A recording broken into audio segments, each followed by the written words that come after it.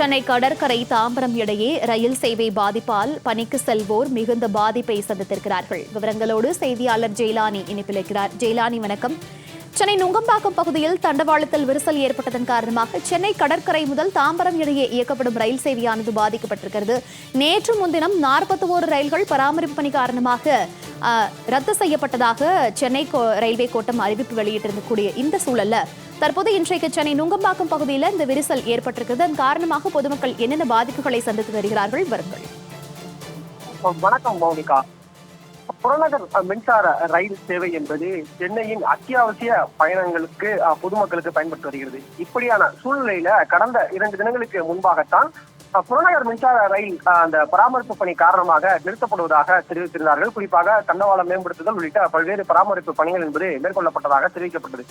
ஆனால் இன்றைய தினம் தாம்பரத்தில் இருந்து சென்னை கடற்கரை மார்க்கமாக அந்த வழித்தடத்துல செல்லக்கூடிய அந்த மின்சார ரயில் சேவை என்பது பாதிக்கப்பட்டிருக்கிறது. குறிப்பாக தாமதமாக இயக்கப்படுவதால் பொதுமக்கள் கடுமையான சிரமங்களுக்கு ஆளாகின்றனர். இதற்கான காரணம் என்பது சென்னை நுங்கம்பாக்கம் ரயில் நிலையத்தில் பிளாட்ஃபார்ம் 1 அருகே தண்டவாளம் என்பது சேதமடைந்திருக்கிறது. இதனால் தாம்பரம் மார்க்கத்தில் இருந்து சென்னை கடற்கரை நோக்கி செல்லும் புறநகர் மின்சார ரயில்கள் ஆங்காங்கே நிறுத்தப்பட்டிருக்கிறது. 15 நிமிடத்தில் இருந்து 20 நிமிடம் வரையிலாக தாமதத்தோடு குறைந்த வேகத்துல இயக்கப்பட்டு வருகிறது. இதனால் உரிய நேரத்தில் பணிக்கு செல்ல முடியாமல் பயணிகள் கடுமையான பாதிப்புகளை சந்தித்து வருகின்றனர்.